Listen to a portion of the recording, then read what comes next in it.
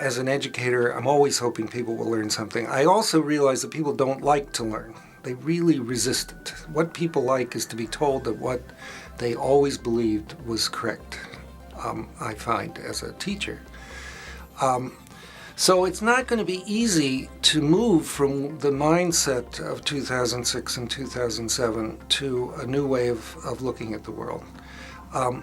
But it's inevitable that this kind of shock does loosen things up, and maybe particularly it opens up new possibilities for younger people who, for whom this is going to be their salient example of what capitalist society can be like. To keep track of history, both the history of the economy and the history of economic ideas, I think is something that younger people really need to do.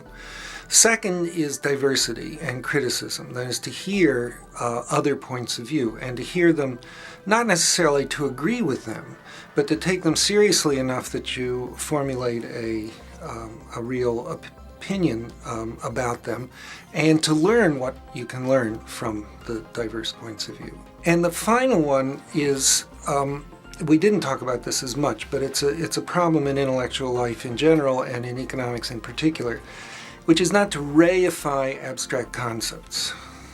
Behind every abstract concept there's a social reality which you can get to know in other ways.